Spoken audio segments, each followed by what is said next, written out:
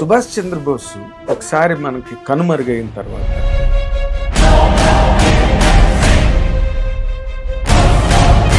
విమాన ప్రమాదంలో చనిపోయాడని ఒక కట్టుకథను వ్యాపింపజేశారు. అది కట్టు కథ లేకపోతే కట్టబడిన కథ. వెళ్ళి అక్కడ పరిశోధన చేస్తే అసలు విమాన ప్రమాదమే జరగలేదు అనే విషయం బయటకు వచ్చింది.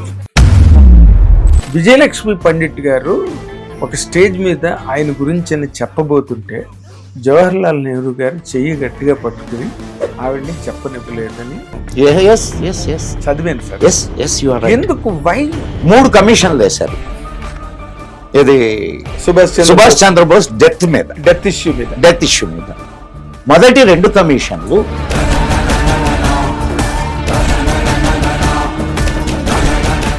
సార్ అసలు ఇది మన చరిత్ర అనుకోండి, ఇప్పుడు నడుస్తున్న చరిత్ర ఆ ధర్మస్థల్లో ఏంటి సార్ అది?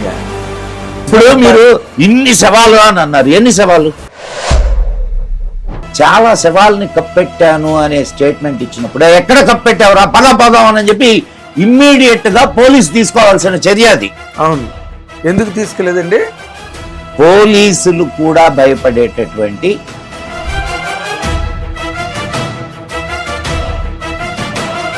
హిందువుల్ని మోసం చేయడానికి కోర్టు మీద జంజం వేసుకొని కూడా తిరుగుతారు.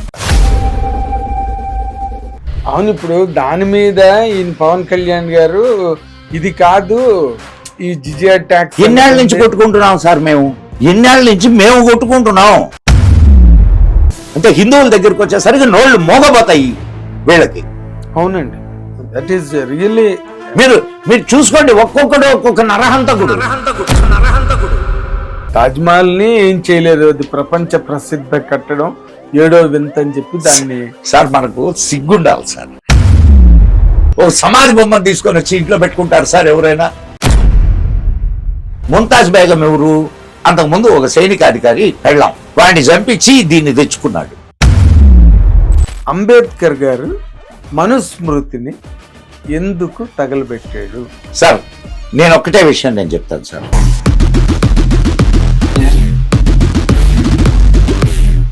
బట్ బౌద్ధం కూడా it is not the native religion కదా. ఎవరు చెప్పారు మనకి ఇండియాలో? ఎందుకు సార్ మీరు ఇంత మాట అన్నారు? గాడ్సే తిరగబడింది జాతి కోసం సార్. బట్ ఆయన జాతిపిత అయ్యాడు. ఎవరు? గాంధీ. ఎవరన్నారు సార్ జాతిపిత అని? నేను అనను. గాడ్సే చంపలేదు సార్.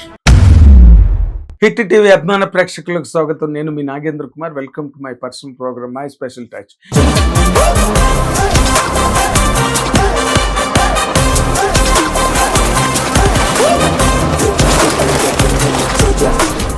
ఈ రోజునున్న ఈ కార్యక్రమానికి వచ్చిన ఈ గెస్ట్ గురించి చెప్పాలంటే ఆయన జ్ఞాన సముద్రం. అంటే ఆయన ఒక సమాచార అరణ్యం.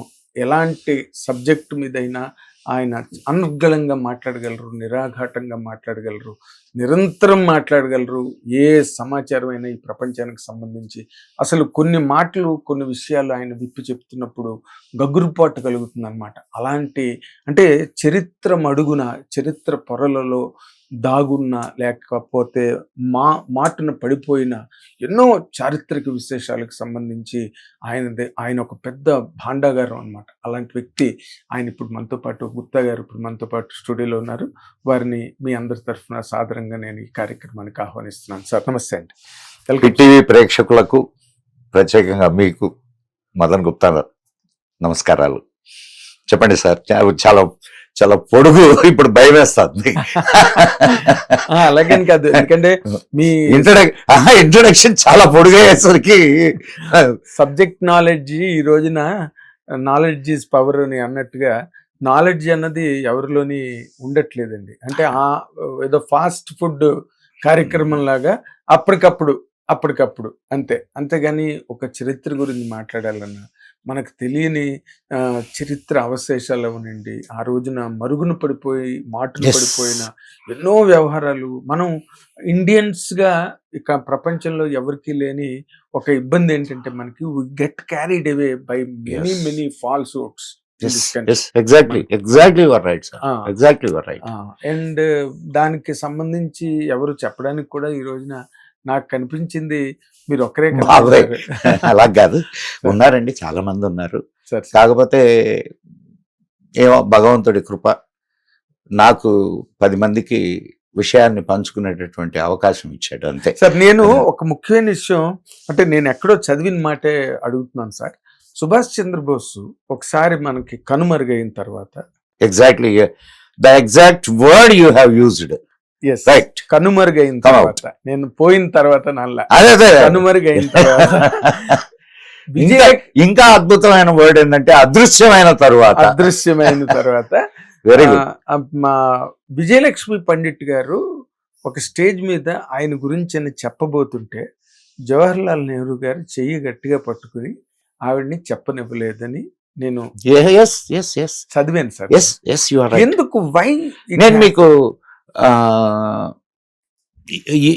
ఈ కార్యక్రమం లైవ్ కాదు కదా, లైవ్ కాదు, రికార్డింగ్ కదా.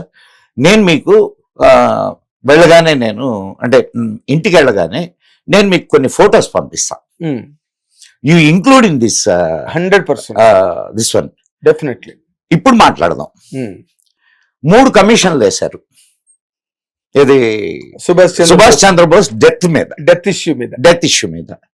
మొదటి 2 కమిషన్లు సుభాష్ చంద్రబోస్, మొదటి కమిషన్ వచ్చి సుభాష్ చంద్రబోస్ పలానా ఎయిర్ క్రాష్ లో చనిపోయాడు, 90% బర్న్స్ అని చెప్పింది. రెండవ కమిషన్ కూడా ఆల్మోస్ట్ అదే విషయాన్ని కన్ఫర్మ్ ఎస్టాబ్లిష్ చేసింది. 1995లో అనుకుంటాను, నేను ఇయర్ కరెక్ట్ గా నేను చెప్పలేకపోవచ్చు, but I tell you the subject. ఇంకొక 3వ కమిషన్ వేశారు, కోస్లా కమిషన్ అంటారు దాన్ని. కోస్లా కమిషన్ మొదటి 2 కమిషన్లు చెప్పిన దాటిని శుద్ధ తప్పనని చెప్పి డిక్లేర్ చేసింది. ఎట్లా అనంటే ఆయన దేంట్లో చనిపోయాడు, విమాన ప్రమాదంలో అని కదా, విమాన ప్రమాదంలో చనిపోయాడని ఒక కట్టు కథను వ్యాపింపజేశారు. అది కట్టు కదా లేకపోతే కట్టబడిన కదా, అది అట్లా. వీళ్ళు జస్ట్ మొదటి 2 కమిషన్లు ఆ కథని నమ్మి వాళ్ళ రిపోర్ట్ ఇచ్చేసింది. కోస్లా కమిషన్ 5 సంవత్సరాల తర్వాత రిపోర్ట్ ఇచ్చింది. వాళ్ళు తైవాన్ని కాంటాక్ట్ చేశారు, తైవాన్ వెళ్ళారు.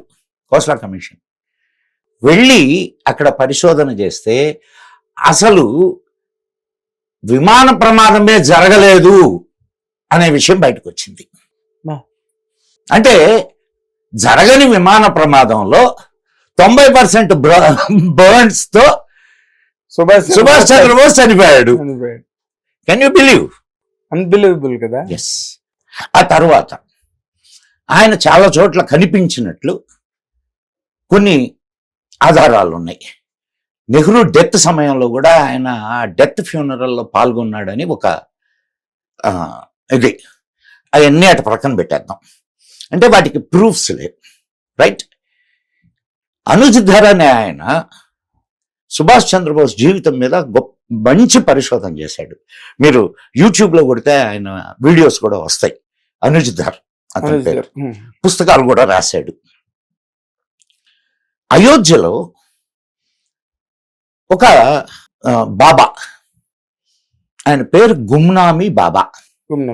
గుమ్నామీ బాబా అంటే పేరు తెలియని బాబా. ఆయన ఎప్పుడూ ప్రజలకు ముఖం చూపించేవాడు కాదు. ఆయన వెనక ఆయన ముఖం గోడ వైపు తిప్పుకొని కూర్చొని ఉంటే ఆయన మాట్లాడుతుంటే ప్రజలు వినేవాళ్ళు, వెళ్ళిపోయేవాళ్ళు. ఆయన చూసినటువంటి అతి కొద్ది మంది ఈయన సుభాష్ చంద్రబోస్ అని చెప్పి నిర్ధారణ చేశారు. అంటే ముఖ కవళికలు ఇప్పుడున్నంత, ఇప్పుడు చేతుల సెల్ ఉంటే టక్కన ఫోటో తీస్తాం, ప్రిజర్వ్ చేసుకుంటాం. అప్పుడు అంత ఎక్కువ లేవు కదా. అవును సార్. సో ఆయన సుభాష్ చంద్రబోస్ అని కన్ఫర్మ్ అయింది. తర్వాత అనుజ్ ధర్ ఆయన చనిపోయాడు ఈ మధ్య కాలంలోనే, 99 2000 మధ్యలో చనిపోయాడు ఆయన. ఆయన చనిపోయినప్పుడు ఆయన పెట్టెలో దొరికినటువంటి కొన్ని ఆయన చేత్తో రాసిన లేఖలు, ఆయన వాడినటువంటి వస్తువులు, ఈ చేత్తో రాసిన లేఖల్ని ప్రపంచ ప్రసిద్ధి చెందిన సెఫాలజిస్ట్ అంటే ఐడియా ఉంది కదా, చేతి వ్రాతను ఐడెంటిఫై చేసేటటువంటి సెఫాలజిస్ట్ చేత ఈ అనుజధరు దాని మీద పరిశోధన చేయించాడు. పరిశోధన చేయిస్తే సెఫాలజిస్ట్ ఇచ్చిన రిపోర్ట్ ఏంటంటే ఆయన రైటింగ్స్ ఉన్నాయి, ఎవరు మన సుభాష్ చంద్రబోస్ రైటింగ్స్ ఉన్నాయి, ఈయన రైటింగ్స్ రెండింటిని సెఫాలజిస్ట్ చూసి ఇచ్చిన రిపోర్ట్ ఏంటంటే ఈ 2 రైటింగ్స్ ఇద్దరి చేతి వ్రాతలు ఒకటే, మ్యాచ్ అవుతున్నాయని చెప్పాడు. అంతేకాకుండా ఆయన పెట్టెలో దొరికినటువంటి కొన్ని వస్తువులు, సుభాష్ చంద్రబోస్ వాడినటువంటి వస్తువులు, అంటే కొన్ని ఇప్పుడు వీడియోల్లో వాటిల్లో మనకు కనిపిస్తుంటాయి కదా, ఫోటోల్లో వీడియోలో వాటిల్లో, ఆ వస్తువులు ఈ వస్తువులు ఒకటేగా ఉన్నాయి. ఇప్పుడు చెప్పండి, సుభాష్ చంద్రబోస్ చచ్చిపోయాడా బతికున్నాడా? ఇంకొక అంకానికి వద్దాం. నేను నా భార్య ఇద్దరం అయోధ్య వెళ్ళాం. అయోధ్యలో రాముడు తన అవతార సమాప్తి చేసినటువంటి ప్రదేశానికి కొంచెం దూరంలో గుమ్నామీ బాబా సమాధి ఉంది. అక్కడ బోర్డు రాసి ఉంది. నేను మీకు అందుకే ఇందాక ఇది మొదలయ్యే ముందు చెప్పింది, గుమ్నామీ బాబా సమాధి దానిపైన రాసి ఉంటుంది ఉరఫ్ సుభాష్ చంద్రబోస్ అని. అవునా? మేము ఆ సమాధి చుట్టూ తిరిగి ఆయనకు నివాళులు అర్పించొచ్చాం సార్, నేను నా భార్య. అది ఎలా గవర్నమెంట్ ఆఫ్ ఇండియా ఎలా ఒప్పుకుందండి సార్? దీనికి చాలా ఇవి ఉన్నాయి. అవి అంటే అసలు ఆయన బతుకుంటే మాకు అప్పగించాలా అని చెప్పి ఇంగ్లాండ్తో ఒప్పందం ఒకటి. ఓకే, ఆయన తోటి పని చేసినటువంటి వాళ్ళని చిత్రహింసలు చేశారు. ఆయన బతుకున్నాడని వాళ్ళకి తెలుసు, ఎక్కడున్నాడో చెప్పమని బ్రిటిష్ వాళ్ళు. సో ఇట్లాంటివి చాలా ఉన్నాయి. అంటే ఇక్కడ చిన్న టెక్నికల్ డౌట్ సార్, చెప్పండి. ఇప్పుడు సుభాష్ చంద్రబోస్ చాలా ధైర్యవంతుడు, దేన్నైనా ఎదిరించగలిగే గొప్ప సాహసం, రాత్రికి రాత్రి కారేసుకుని అసలు దేశం దాటిపోయి వెళ్ళిపోయిన పఠాన్ వేషంలో అంత గొప్ప వీరుడు ఎవరికి భయపడి ఆయన ఆ విధమైన మారువేషాల్లో గాని లేకపోతే ఎవరికి కనిపించకుండా ఎందుకు అలాంటి అజ్ఞాతవాసం చేసేయడాన్ని? మీరు ఈ ప్రశ్న అడగకపోతే మీరు ఈ ప్రశ్న అడగాలండి అని చెప్పేవాడిని. చాలా ఎక్యురేట్ ప్రశ్న మీరు అడిగింది. ఈ అనుమానం ఎవరికైనా వస్తుంది. కరెక్ట్.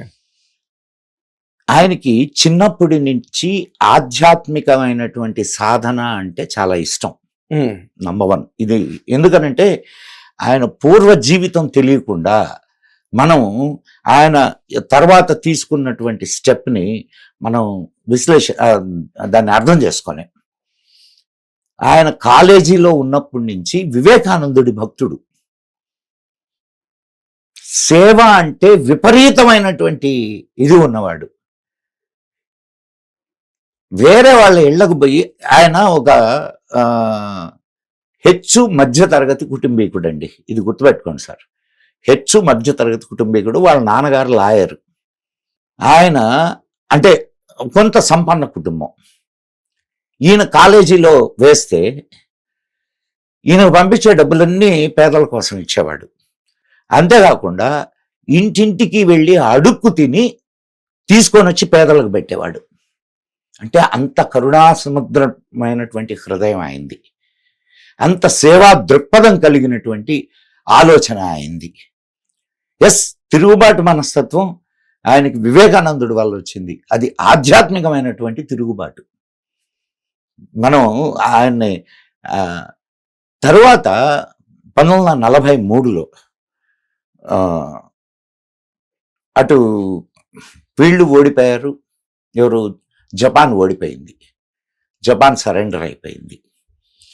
ఇటు మన ఇండియన్ నేషనల్ ఆర్మీ, INA అంటారు, అవును. అది కూడా ఓడిపోయింది. ఆ సమయంలో ఆయన తన పోరాటాన్ని విరమించాడు. విరమించి మళ్ళా తన ఆధ్యాత్మిక జీవితానికి వచ్చేసాడు. మీకు ఇంకొక అద్భుతమైన విషయం ఇక్కడ చెప్తాను. ఎందుకు వచ్చిందో మరి మీరు ఎందుకు అడిగారో నాకు తెలియదు. ఇప్పుడు ఇస్కాన్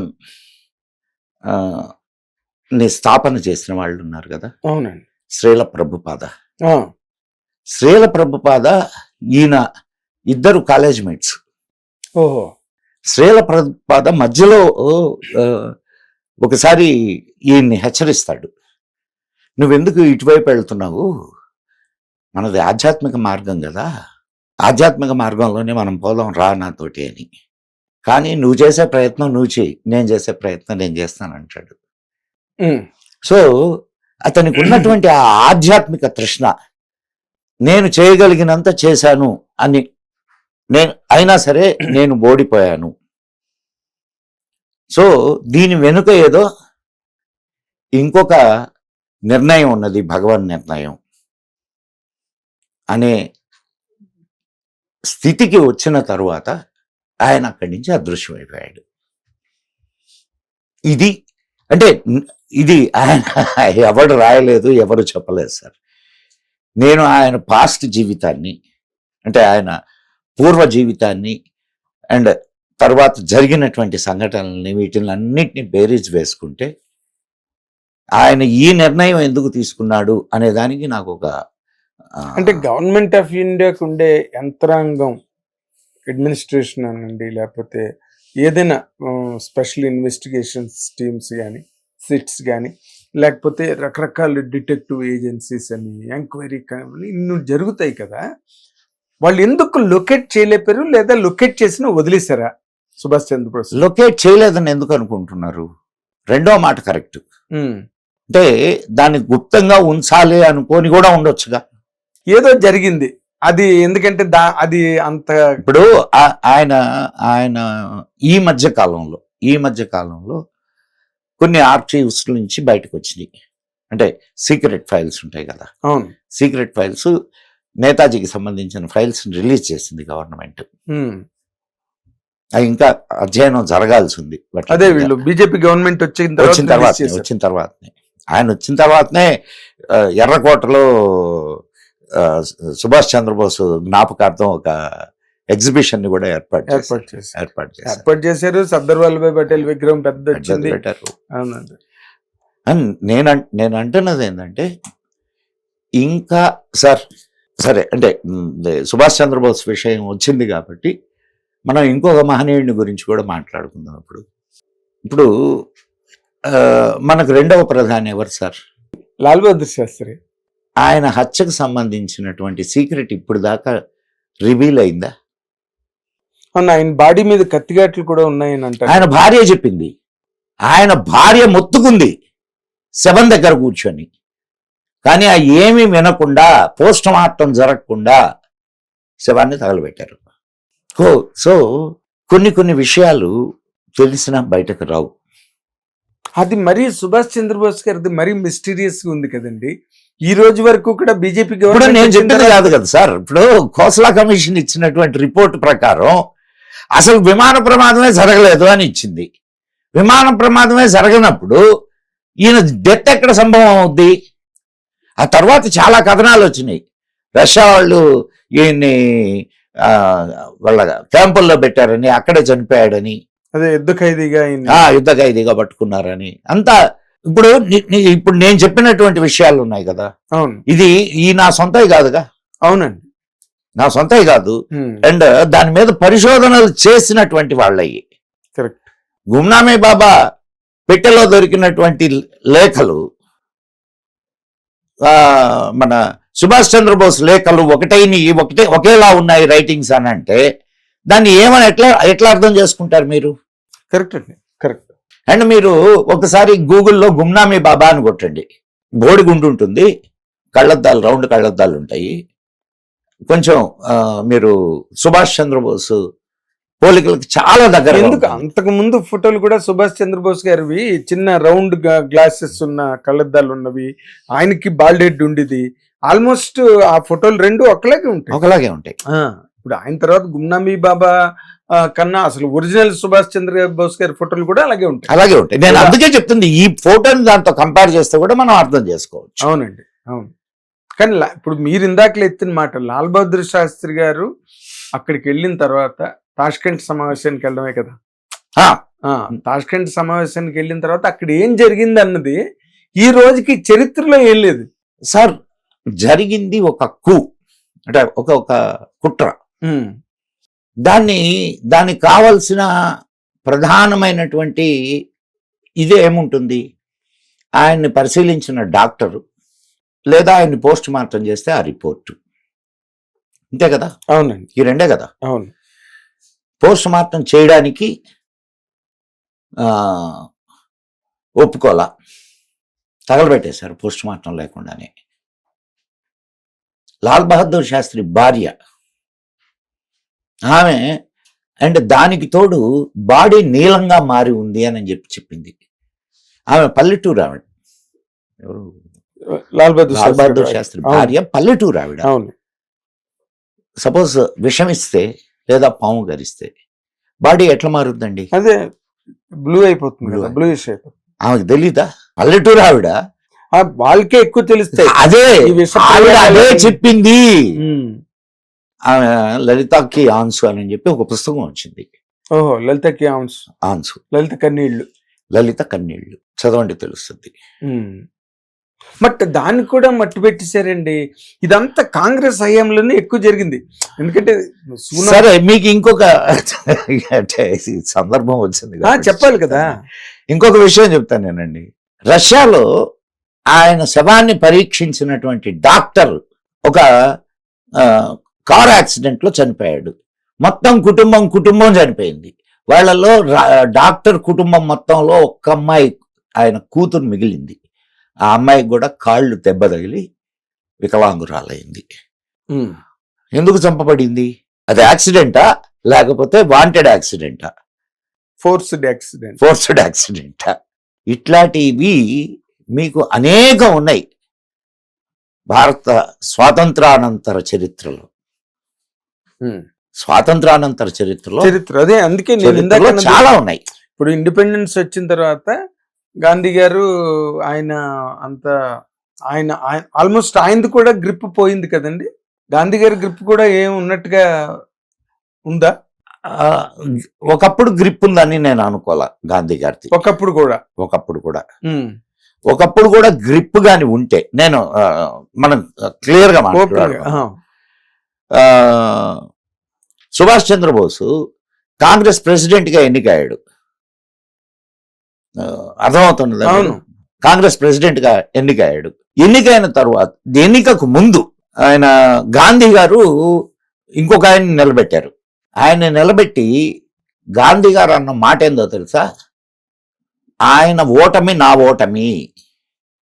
ఏం చెప్పాడు? ఆయన ఓటమి నా ఓటమి అని చెప్పాడు. అయినా సరే, ఇంత మాట అన్నా సరే సుభాష్ చంద్రబోస్ను ఎన్నుకున్నారు. ఇప్పుడు చెప్పండి నాకు, గాంధీ గారి ఇన్ఫ్లుయెన్స్ లేదు అప్పుడు కూడా? ఒప్పుకుంటారా? ఆ తర్వాత సుభాష్ చంద్రబోస్ వెళ్ళిపోయిన తర్వాత ఇక్కడ కూడా ఇది ఆ తర్వాత 1946లో జరిగిన కాంగ్రెస్ అధివేశంలో పటేల్ గారు గెలిచారు. కానీ పటేల్ గారికి ఈయన గాంధీ గారి మీద ఉన్నటువంటి అభిమానం వలన ఆయన మాట విన్నాడు. సో ఎంత ఇన్ఫ్లుయెన్స్ ఉన్నట్టు అది. మరి ఏ ఇన్ఫ్లుయెన్స్ లేనప్పుడు, ఆయన వర్డ్ ఎక్కడ వర్కౌట్ అవ్వట్లేదు అని అనిపించినప్పుడు, కానీ ఇప్పుడు ఎందుకంటే ఆయన చంపినట్టు? చాలా మంచి క్వశ్చన్ మీరు వేసింది. ఇప్పుడు ఆయన ఇన్ఫ్లుయెన్స్ లోపల లేకపోవచ్చు, ఇది బాగా అర్థం చేసుకోండి. ఆయన ఇన్ఫ్లుయెన్స్ లోపల లేకపోవచ్చు. మీరున్నారు సార్, మీరు ఆఫీస్లో మీకు పెద్ద వాల్యూ లేదు, నేను ఊరికే ఉదాహరణకు చెప్తున్నాను సార్. అదే మీరు అదే బయటకు వెళ్తే, అయ్యో ఆయన అమ్మో చాలా గొప్పవారండి, చాలా మంచివారండి, చాలా చాలా బాగా మాట్లాడతారండి, అంటారా అనరా? అవునండి. సో ఇది తెలుస్తుందా జనాలకి? ఇక్కడ మీ వాల్యూ ఏమిటి అనేది బయట జనాలకు తెలియదు. కానీ ఆయన చేసేటటువంటి ప్రసంగాలు, ఆయన ఇచ్చేటటువంటి స్టేట్మెంట్లు అవి ప్రజలకు వెళ్తాయి. ప్రజల మీద ఆయన ప్రభావం బాగా ఉంది. మీరు ఓకే. ఇది బాగా ఆలోచించండి. కాంగ్రెస్ వర్కింగ్ కమిటీలో గానీ కాంగ్రెస్ పార్టీలో గానీ తక్కువ, బట్ మాసెస్ లో ఎక్కువ. అండ్ ఎందుకు చంపాడు? ఏమన్నా గాసి తగాదాలు ఉన్నాయా నెహ్రూకి, గాంధీకి, గాడ్సేకి? లేదు వాళ్ళ ఇంటి ఏమన్నా పక్కింటోళ్ళ లేకపోతే అన్నదమ్ముల బిడ్డలా ఏమన్నా సంబంధం ఉందా? ఒక వ్యక్తిని చంపాడు అని అంటే దాని వెనక కారణాలు ఉండాల. అవును కదా, బలమైన కారణాలు ఉండాలి. ఏమిటి ఆ బలమైన కారణాలు? గాంధీ ఏమి గాడ్సేకి సంబంధం లేనటువంటి వ్యక్తి. అవునండి. పోనీ గాడ్సే ఏమన్నా హైర్డ్ పర్సనాలిటీయా? ఎవరి చేతైనా హైర్ చేయబడ్డా? ఆయన కూడా వన్ ఆఫ్ ది మోస్ట్ వాటికల్ మంచి బ్రహ్మాండమైన ఫ్రీడమ్ ఫైటర్. అయినా మీ నోటి నుంచే వచ్చిందా? మీ నోటి నుంచే వచ్చిందా? అడ్వకేట్. ఆయన మీ ఫెటర్నిటీకి సంబంధించిన వాడు. ఆయన గొప్ప రచయిత, ఒక పుస్తకానికి విలేఖరి ఆయన, తెలుసా మీకు? అవునండి. అయ్యి మీ ఫెటర్నిటీ వాడు. అండ్ నిజమైన దేశభక్తుడు. జాతి కోసం చంపాడు నెహ్రూ, గాంధీ. సార్ గాడ్సే చంపలేదు సార్, గాడ్సే చంపలేదు అనుకుందాం ఒక నిమిషం గాంధీ గారిని. ఇంకెన్నేళ్ళు బతుకుతాడు సార్ గాంధీ? ఇంకెన్నేళ్ళు బతుకు చెప్పలేము కదా. అనవసరంగా బుల్లెట్ వేస్ట్ చేశాడు. కాదు అదొకే కాదు. నేను ఎందుకు చెప్తున్నానంటే, కానీ ఆనాటి పరిస్థితులు ఏంటాయనంటే దేశ విభజన జరిగింది, లక్షల మంది చంపబడ్డారు, లక్షల మంది సార్. ఈ రోజు వరకు ఎంతమంది చంపబడ్డారు, ఎంతమంది మిస్ అయ్యారు అనేటటువంటి డేటా లేదు ఈ రోజు వరకు. ఎన్నో ఫ్యామిలీస్ వాళ్ళ ఆస్తుల్ని పోగొట్టుకున్నారు, ప్రాణాలను పోగొట్టుకున్నారు, మానాల్ని పోగొట్టుకున్నారు. మనం ఇక్కడి నుంచి పాకిస్తాన్కి వీడ్కోలు ఇచ్చి జనాల్ని పంపిస్తుంటే రైళ్లలో శవాల్ని దించుకున్నాం sir. Freedom at the midnight అనే ఒక పుస్తకం ఉంది. అవునండి, ఫ్రీడమ్ ఎట్ మిడ్ నైట్. ఎన్ని లక్షల మంది చంపబడ్డారు. కాంతిసీకులుగా వచ్చినటువంటి వాళ్ళు ఢిల్లీ రోడ్ల మీద చలిలో, ఢిల్లీలో చలి ఎట్లుంటుందో తెలుసు కదా మీకు, దారుణంగా ఉంటుంది. అంత చలిలో రోడ్ల మీద ఉంటే వాళ్ళు మసీదుల్లో తలదాచుకోవడానికి వెళ్తే మీరు మసీదుల్లోకి రావడానికి లేదని చెప్పి గాంధీ చెప్పాడు సార్. విడిపోయినటువంటి పాకిస్తాన్కి 52 లక్షలు ఇవ్వాలని చెప్పి ఆయన నిరాహార దీక్ష చేశాడు. ఇప్పుడు మీకు ఇన్ని వ్యవహారాల మీద మీకు మంచి పట్టుంది కదా. అసలు గాంధీ గారు పాకిస్తాన్కి విడిపోయిన తర్వాత 2 పిన్నులుంటే ఒక పిన్ను. సార్ నేను మీకు ఇంకొక మీరు ఇందాక అన్న మాటకి ఇంకొక ఉదాహరణ ఇచ్చేసి మీరు ఇచ్చే ప్రశ్నకి మనం వెళ్దాం. గాంధీ స్వాతంత్ర్యానికి ముందు ఒక పెద్ద స్టేట్మెంట్ ఇచ్చాడు. ఏమిటో తెలుసా ఆ స్టేట్మెంటు? నా శవం మీదనే భారతదేశం ముక్కలు కావాలా అని మాట్లాడాడు. అవునండి, అదే చాలా పాపులర్ స్టేట్మెంట్ అది. మరి గాంధీ ఇన్ఫ్లుయెన్స్ ఉన్నట్ట లేనట్ట? ఇప్పుడు మీరు దీన్ని కనెక్ట్ చేయండి. అవునండి. ఆయన ఇన్ఫ్లుయెన్స్ ఎంత ఉందో అనేది మీకు అర్థం. ఎందుకు నేను అడుగుతున్నది మీ అబ్జర్వేషన్ లో, మీ అనాలిసిస్ లో గాంధీ గారు ఎందుకు వాళ్ళకి 50 లక్షలు ఇమ్మన్నాడు అన్న దాని మీద మీదైన కారణం ఏదైనా మీకు కనిపించింది ఉందా సార్? ఇప్పుడు వాళ్ళు అడిగిన తర్వాతనే ఈయన ఇమ్మన్నాడు. అడిగితే ఇచ్చేస్తారా? గాంధీ గారి ప్రేమ అది సార్. గాంధీ గారికి వాళ్ళ మీద విపరీతమైన ప్రేమ. అదే కారణమైందా ఖచ్చితంగా గాడ్సే హత్య చేయడానికి? అదొకటే కాదు, ఇది మెయిన్ కారణం. హిందువుల్ని మీరు శాంతిగా ఉండండి అని మాట్లాడుతుండే, అటు పక్కేమో కుత్తుకలు కోసి పంపిస్తుండే. ఏం సార్ మీరున్నారు, మీ ఇంట్లో వాళ్ళందరినీ వచ్చి జనాలు చంపుతున్నారు. నీకు ఎవడో వచ్చి నాయన శాంతంగా ఉండు నాయన, శాంతంగా ఉండు నాయన, నువ్వు తిరగబడబాకు నాయన అంటుంటే ఎట్లుంటది నీకు? అవునండి. అంటే నీ ఇంట్లో వాళ్ళు కాబట్టి నువ్వు తిరగబడితే ఓకేనా? నీ జాతి నీది కాదు, అది గాడ్సే తిరగబడింది జాతి కోసం సార్. బట్ ఆయన జాతిపిత అయ్యాడు. ఎవరు గాంధీ ఎవరన్నారు సార్ జాతిపిత అని? మీరు అంటున్నారు, నేను అనను. ఈ జాతి గాంధీతో పుట్టలేదు, గాంధీతో చావలేదు. ఎన్ని వేల సంవత్సరాలు ఉన్నటువంటి జాతి, సనాతనమైన జాతి, భరత జాతి. నువ్వు ఏ పేరైనా పెట్టుకో దానికి. మీరు అది కరెక్టా? మీరు ఆలోచించండి, నేను కాదు. అదేలేండి. ఆయన జాతి పిత. మీకు ఇంకొక విషయం ఇక్కడ చెప్తా. ఒక 10వ క్లాస్ చదువుతున్నటువంటి అమ్మాయి, ఉత్తరప్రదేశ్కి సంబంధించిన అమ్మాయి. ఆ అమ్మాయి ఒక ఆర్టీఏ వేసింది. ఆర్టీఏ అంటే తెలుసు కదా, right to information. Right to information act కింద గాంధీకి జాతి పిత అని ఎవరు బిరుదు ఇచ్చారు?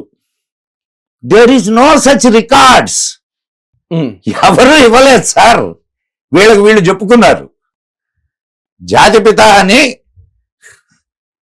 కాంగ్రెస్ వాళ్ళు చెప్పుకోవడం మొదలెట్టారు.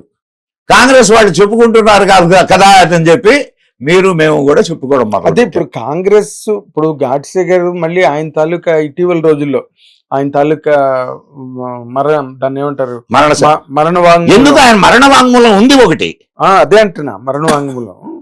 గాడ్సే మరణ వాంగ్మూలం ఉంది. అవును, దాన్ని బ్యాన్ చేశారు. ఈ మధ్య కాలంలో అది మళ్ళీ రిలీజ్ అయింది.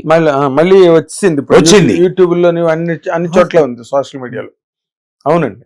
తర్వాత నేను ఎప్పుడు సార్, ఇప్పుడు నాణ్యానికి 2 వైపులు ఉంటాయండి. నాణ్యానికి 2 వైపులు ఉంటాయి. కానీ నాణ్యానికి 2 వైపులని చూపించకుండా మనకు దాన్ని గేడికి పెట్టి చూపించారు. ఆ నాణ్యాన్ని గేడికి పెట్టి చూపించారు. అదేలే సార్. అసలు ఇది మన చరిత్ర అనుకోండి, ఇప్పుడు నడుస్తున్న చరిత్ర. ఆ ధర్మస్థలిలో ఏంటి సార్ అది? ఏం చెప్పాలి చెప్పండి. ఆ శవాలేంటి? అసలు వాడేమో పొలిటికల్ ఇన్ఫ్లుయెన్స్ మీద నేను చేశానని చెప్తాడు వాడు.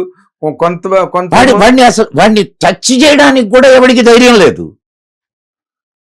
వాడిని టచ్ చేయడానికి కూడా ఎవరికి ధైర్యం లేదు. అండ్ ఇప్పుడు మీకు ఇంతకుముందు కాంగ్రెస్ హయాంలో ఎవరైనా నాయకుడి మీద, కాంగ్రెస్ నాయకుడి మీదనో లేకపోతే వీధి నాయకుల మీదనో మీరు ఏదైనా కంప్లైంట్ ఇవ్వాలా అనుకుంటే, కంప్లైంట్ ఇవ్వాలని పోలీస్ స్టేషన్కి వెళ్తే తీసుకునేవాళ్ళు కాదు.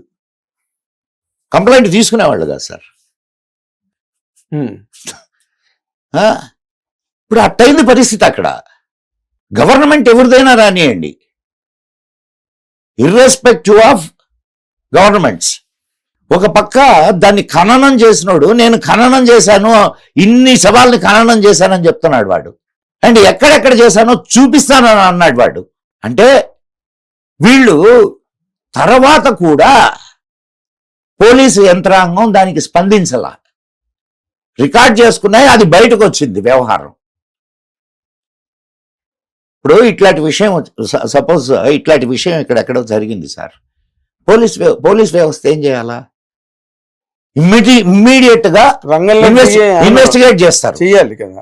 వీడు చెప్పింది నిజమా కాదా, రే ఎక్కడెక్కడ పాతి పెట్టావు పద తీసుకుపోయి ఎక్కడెక్కడ పాతి పెట్టాడు వాటిలన్నిటిని తొవ్వి తీయాలన్నా పర్లేదా? అవునండి. తొవ్వి తీసిన తర్వాత దాన్ని DNA టెస్ట్ కి పంపించాలన్నా పర్లేదా? అవును. జరిగిందా? అది ఎందుకు జరగలేదండి? ఎందుకు జరగలేదంటే ఎవడైతే అక్కడ పైన ఈ వ్యవస్థకంతా మూల పురుషుడు ఉన్నాడో వాడి యొక్క ఇన్ఫ్లుయెన్స్ వల్ల. సార్, తప్పు ఎవడు చేసినా తప్పేనండి. అది ఓకే. అది ఇప్పుడు టెంపుల్ మేనేజ్మెంట్ అని ఒక పక్కన, ఆ తర్వాత ఏమో ఇంకో పక్కన పాలిటీషియన్, పొలిటికల్ మాఫియా అని ఇంకో పక్కన. సార్, ఎవడైనా ముందు నేరం అనేది జరిగింది కదా. అవును.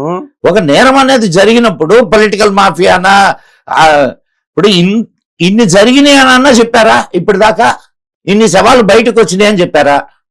ఎవరు అసలు అక్కడ ఇన్ని సంవత్సరాలు మీరు ఇన్ని సవాళ్ళు అని అన్నారు. ఎన్ని సవాళ్ళు? Round about 100. ఎట్లా చెప్తారు రౌండ్ అబౌట్ 100 అని? అవును. మనం ప్రశ్నించాల్సింది ముందు ఇన్వెస్టిగేట్ చేయండి. 10 సవాలా, 20 సవాలా, మీరు అన్నట్టు 100 శవాలా అనేది? ఇప్పుడు ఆ కంప్లైంట్ చేసిన వాడి తాలూకా ఐడెంటిటీని గానీ లేకపోతే అవైలబిలిటీని గానీ రీచబిలిటీ వాడిని యాక్సెసిబిలిటీ బతకనిస్తారా? అది వాడు బతుకుతాడా? అదే గోప్యంగా ఉంచారని. ఎందుకు గోప్యం? అంటే వాడు ఎవరి పేర్లు చెప్తాడో ఏంటోనని భయమేమో. ఎందుకు గోప్యం? ఎందుకు? ఎవరి పేర్లైనా చెప్పనేయండి సార్.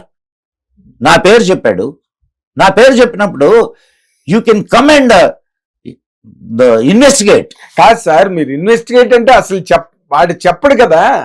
ఇప్పుడు ఇక్కడ జరుగుతున్నది ఏంటి, వాడు చెప్తే ఇన్వెస్టిగేషన్కి వెళ్తారు. బట్ ఆ పర్సన్ వాడు చెప్పాడు కదా, నేను చాలా అన్నాడు వాడు. అవును, వాడు నంబర్ చెప్పాల. Number for your kind information, చాలా శవాలని నేను కప్పెట్టాను అన్నాడు. కప్పెట్టాను అని అన్నాడు. చాలా శవాలని కప్పెట్టాను అనే స్టేట్మెంట్ ఇచ్చినప్పుడు ఎక్కడ కప్పెట్టావురా, పదం అని చెప్పి ఇమ్మీడియట్ గా పోలీసు తీసుకోవాల్సిన చర్య అది. అవును, ఎందుకు తీసుకోలేదండి?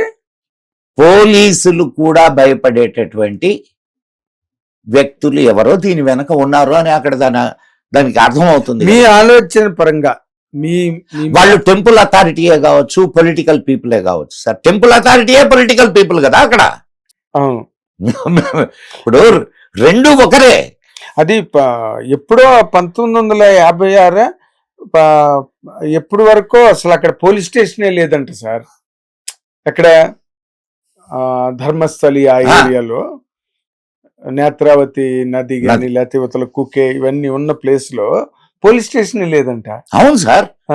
సార్ ధర్మస్థల అద్భుతమైనటువంటి దాని మీద సినిమా వచ్చింది కదా. అవును, అదే మంజునాథ. అవును, అద్భుతమైనటువంటి ధర్మస్థల ఇస్ ఒక అద్భుతమైన పుణ్యక్షేత్రం సార్. పుణ్యక్షేత్రం అయినంత మాత్రాన అక్కడ నేరాలు జరగవని అనుకోకండి.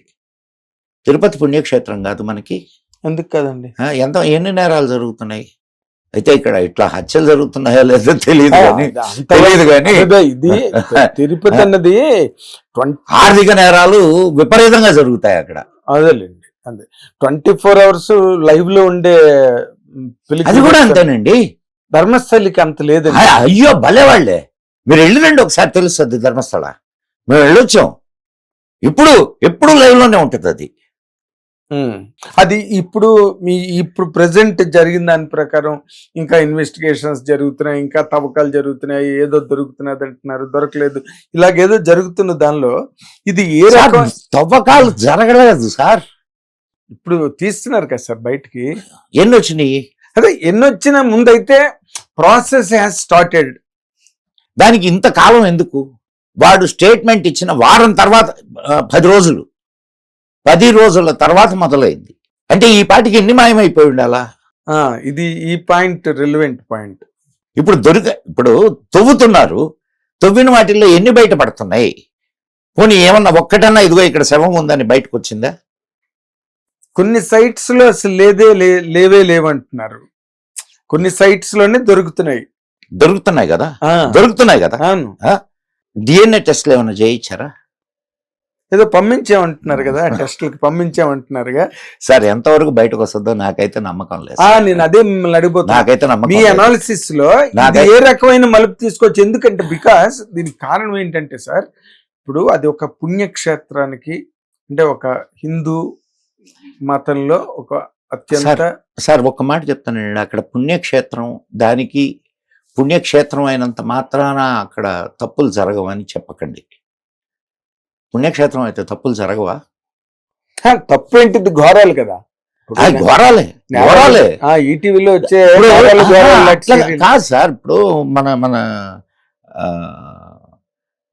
యాదగిరిగుట్ట ఉంది, యాదగిరిగుట్టలో హత్యలు జరగవా, నేరాలు జరగవా?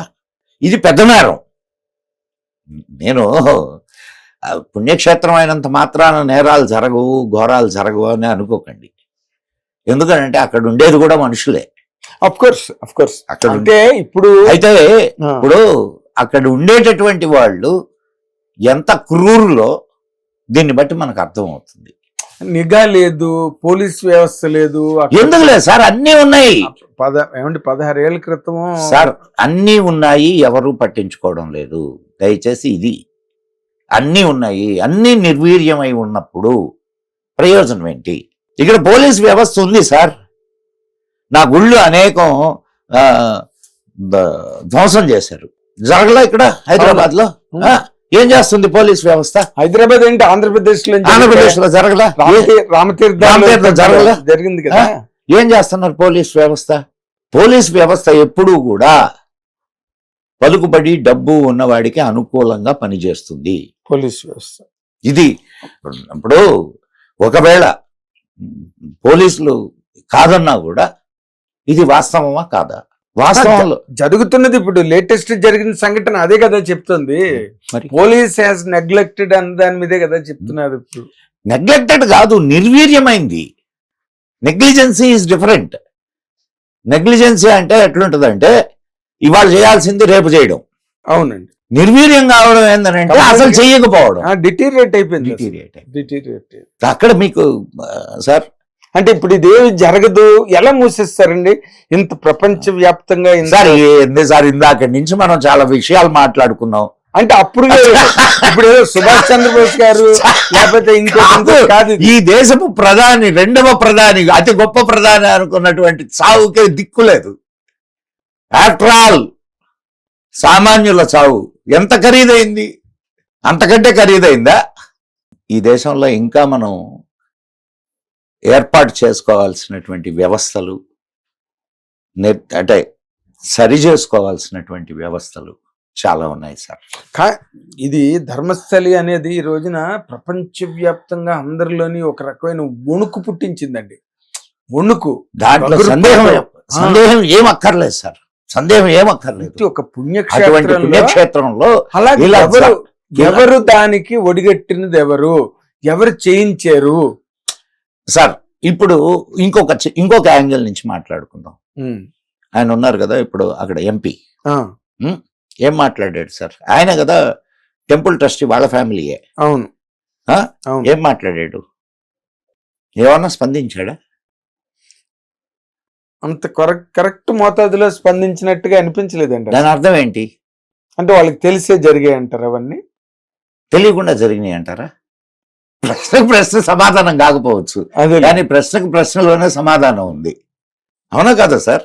మనం ఇప్పుడు నేను ఆయన చేశాడని అనట్లేదు సార్. ఎందుకు సార్ ఎక్కడికో పోతున్నాం అంటే, మనం అవి చిన్న ప్రాణాలు, ఎవరో భక్తులు, చదువుకోవడానికి వచ్చిన పిల్లలు, ఆడపిల్లలు కదా. అదే భక్తులు. అవును, ఆడపిల్లల్ని మాలెస్ట్ చేసి రేప్ చేసి జరిగింది.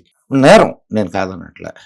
రాహుల్ గాంధీ మీద ఒక హత్యా నేరం ఉంది, తెలుసా మీకు? అవునా? యూపీ అలహాబాద్ హైకోర్టులో కేసు రిజిస్టర్ అయింది. ఇప్పుడు కాదు నేను చెప్తున్నది. ఏమైంది? That has not seen the light of the day. ఎవరో కాదు, ఒక కాంగ్రెస్ నాయకుడి కూతురు దాని మీద స్పందించి కోర్టులో కేసేసిన వాడు కూడా ఎవడో కాదు, ఎమ్మెల్యే. తెలుసా అసలు మీకు? నేను it is out of my knowledge. And ఎందుకు ఇప్పుడు లిక్కర్ కేసులో, అంటే నేను మీకు ఊరికే ఒక ఉదాహరణ చెప్తున్నా. కేసు డిఫరెంట్ కావచ్చు. లిక్కర్ స్కామ్ లో నిందితులు ఎవరు? ఎవరైనా జైల్లో ఉన్నారా? చెప్పండి. ఎవరు లేరుగా. సరే, ఇప్పుడు ఈ కేసులో ఏది మన పత్రిక ఉంది కదా, 2400 కోట్లు సార్, నేషనల్ హెరాల్డ్ కేసులో నిందితులు ఎవరు బయటకు వచ్చారా? ఎందుకు రాలా? కాదండి, ఎందుకు రాలేదు సార్? అది వచ్చిన వాళ్ళు బెయిల్ మీద బయట ఉన్నారు సార్. అదే అంటున్నాను సార్, వచ్చిన వాళ్ళు. ఇప్పుడు రాహుల్ గాంధీ, సోనియా గాంధీ బెయిల్ మీద బయట ఉన్నారు. శిక్ష పడుతుందంటారా? మరి ఇక్కడ జగన్ గారు కూడా బెయిల్ మీదే ఉన్నారు కదండి ఏపీలో. మరి మీరే చెప్తున్నారు కానీ ఏం కాదు. భారతదేశంలో జనరల్ గా ఏంటంటే అందరికీ ఒకటే న్యాయం అని చెప్పి చెప్పడం అలవాటైపోయింది తప్ప అందరికీ ఒక న్యాయం జరగడం లేదు సార్. నేను అసలు మనం న్యాయ వ్యవస్థ, ఇంకొక చిన్న ఉదాహరణ చెప్తాను. మీరు దొంగతనం చేశారు, పేదవాడు దొంగతనం చేశాడు, నేను గొప్పవాడిని, నేను దొంగతనం చేశా. మీకు నాకు ఒకటే శిక్ష సార్. కాదు కదా. మన న్యాయస్థానంలో ఒకటే శిక్ష కదా. అక్కడ దొంగతనానికి శిక్ష. కరెక్ట్ అని న్యాయ వ్యవస్థ అంటారా? కాదు కదండి, మరి కాదు కదా. కంప్లీట్ గా ఫ్లాస్ అంత అన్ని చోట్ల ఈ లోపభూయిష్టమైన న్యాయ వ్యవస్థ, ఈ న్యాయ విధానం ఇవన్నీ ఇండియాలోని సార్ ఇవన్నీ ఉన్నప్పుడు నేరస్తులు తప్పించుకుంటూనే ఉంటారు. ధర్మస్థలు ఎందుకు ఉండదు అంటారా? అంతే. నేను ఇప్పుడు మీకు ఆ ఆన్సర్ మీ దగ్గర నుంచి వస్తే బాగుంటుందని నేను ఇన్ని ఉదాహరణలు చెప్పింది. అదేలేండి. అంటే మీరు ఇందాకలా గుళ్ళు గోపురాలు తగిలిపెట్టేశారన్న దాంట్లో ఒక పాయింట్ అండి. ఇప్పటికీ తాజ్ మహల్ ని తేజోమహాలయ అంటారు. తేజోమహాలయ. అండ్ అక్కడ లోపల శివలింగం స్టిల్ ఇట్ ఈస్ దేర్ అనే మూసివేయబడినటువంటి గదులు ఉన్నాయి. కింద మాళిగలో అక్కడికి ఎవరిని పోనీరు. వై అండి? Why it is not open? ఇప్పుడు బీజేపీ గవర్నమెంట్ వచ్చింది కదా సార్. ఎవరు వచ్చినా ఇది జరగవు సార్. సార్ బీజేపీ గవర్నమెంట్ వచ్చింది, శివలింగం ఒక పక్కన కనిపిస్తూ ఉంది. ఎక్కడ? మన కాశీలో ఒరిజినల్ శివలింగం తెలుసా మీకు? అవునండి. ఇది వజూగానాలో శివలింగం ఉన్నది. బీజేపీ గవర్నమెంటేగా. శ్రీకృష్ణ జన్మస్థాన్ తెలుసా మీకు? దాని స్టోరీ తెలీదండి. శ్రీకృష్ణ జన్మస్థాన్ ల్యాండ్ మదన్ మోహన్ మాలవ్యకి యాక్చువల్ గా ఇది ఇప్పుడు మసీద్ ఉందే, అది యాక్చువల్ శ్రీకృష్ణ జన్మస్థాన్. మీరు బాగా అర్థం చేసుకోండి. శ్రీకృష్ణ జన్మస్థానం ఇప్పుడు మసీద్ ఉన్నటువంటి ప్రదేశం. అది ఒక రాజుది. రాజు ఒక జమీందారికి అమ్మాడు దాన్ని. కాశీ జమీందారు కూడా దెబ్బతిన్న తరువాత అది చాలా తక్కువ రేటుకి ఈయనకిచ్చారు. ఎవరికి? మన మదన్ మోహన్ మాలవ్యకి. మదన్ మోహన్ మాలవ్య తెలుసు? మదన్ మోహన్ మాలవ్యకి ఇచ్చారు. మదన్ మోహన్ మాలవ్య అప్పటికి కబ్జా అయింది. ఆ స్థలము ముస్లింస్ కబ్జా చేశారు. తర్వాత దాన్ని కోర్టులో వేశారు. మదన్ మోహన్ మాలవ్య చనిపోయాడు. తర్వాత బిర్లా ట్రస్ట్ కి అది వెళ్ళింది. కోర్టులో కేసేస్తే ల్యాండ్ ఎవరి పేరు మీద రిజిస్టర్ అయ్యింది? కృష్ణ జన్మస్థాన్ ట్రస్ట్. కృష్ణ జన్మస్థాన్ ఇంకోటి ఏదో ఉంది మధ్యలో పదం. ఆ ట్రస్ట్ పేరు మీద రిజిస్టర్ అయింది. కోర్టులో కేసు అవుతుంది. సడన్ గా కృష్ణ జన్మస్థాన్ కన్స్ట్రక్షన్, ఊరికే నేను ఉదాహరణకు చెప్తాను, నాకు ఎగ్జాక్ట్ ఆ పేరు గుర్తురా. Construction trust. ఇంకొకడు కృష్ణ జన్మస్థాన్ తయారీ ట్రస్ట్ అని పెట్టుకున్నాడు అనుకోండి. వాడు ఎవడో తెలియదు, కానీ వాడు ఈ వక్ఫ్ బోర్డు వాళ్ళు, అదే దీన్ని కబ్జా చేసిన వాళ్ళు ఇద్దరు కూర్చొని మా పార్టీది మీ పార్టీది అని చెప్పి డివైడ్ చేసుకున్నారు. అదే దొంగలు కలిపి ఊళ్ళు పంచుకున్నారు అంటారు చూడండి. ఇప్పుడు అసలు డాక్యుమెంట్లు బయటకు వచ్చినాయి. ఇప్పుడు అది కోర్టులో కేసు, ఆస్తికి సంబంధించిన కేసు. అది శ్రీకృష్ణ జన్మస్థాన్ ఆస్తికి సంబంధించిన కేసు. మీ ఆస్తిని ఎవడో పోయి పంచడం, అదే కోర్టు బయట మధ్యస్థం. కోర్టు ఈ మధ్యస్థాన్ని ఒప్పుకుంటూ తీర్పు. ఇది శ్రీకృష్ణ జన్మస్థాన్ చరిత్ర కథ. నెహ్రూ హయాంలో జరిగింది. ఇది చాలా యాంటీ సనాతనమా, యాంటీ ట్రెడిషనా, యాంటీ హిందూయిజమా ఏంటన్నది ఇప్పటికీ అర్థం. నేను ఇక్కడ చాలా మంది, కొంతమంది మేధావులు ఉన్నారు. వాళ్ళు అఫ్ కోర్స్ నెహ్రూని ఒక పక్క విమర్శిస్తూనే చాలా గొప్పవాడు అంటుంటారు. సార్ నేను నా స్టడీలో, it is my own study, he is not Hindu. Nehru this is my study. నేను ఇక్కడ మీకు ఒక మంచి ఇది కూడా ఇస్తాను. నెహ్రూ, ఇందిరాగాంధీ, రాజీవ్ గాంధీ ముగ్గురు ప్రధానులుగా ఉన్నారు కదా. ముగ్గురు ప్రధానులు. నేను మీకు ఇయర్స్ ఇస్తా. ఏ ఇయర్లో ఆఫ్ఘనిస్తాన్ వెళ్ళి ఆఫ్ఘనిస్తాన్లో బాబర్ సమాధిని దర్శించి వచ్చారు. ముగ్గురు దర్శించి వచ్చారు. ఓకే, సరే, దానికే ఉంది. ఇప్పుడు నేను హైదరాబాద్కు వచ్చాను, బయట నుంచి. ఇక్కడ ఇవి ఉన్నాయి కదా, సమాధులు ఉన్నాయి కదా, అవి చాలా బాగా కన్స్ట్రక్షన్ అయ్యి ఓల్డ్ కన్స్ట్రక్షన్స్ కదా, చూడడానికి వెళ్ళి ఉండొచ్చు. కానీ నట్వర్ సింగ్ పేరున్నారా? నట్వర్ సింగ్ అతను నాన్ కాంగ్రెసా? కాదు, కాంగ్రెస్ కోటరీలో మనిషి. అవును, ప్రధానమైన వ్యక్తి, ప్రధానమైన నట్వర్ సింగ్ అంటే కదా. ఆయన ఇందిరాగాంధీ వెనకే ఉన్నాడు.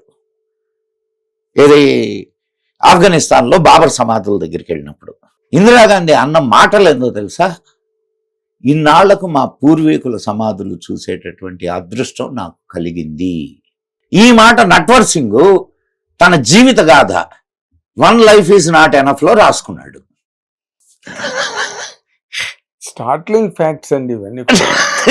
ఇప్పుడు మీరు చెప్పండి నాకు, ఇప్పుడు మీరు అతన్ని ఏమనుకుంటారు?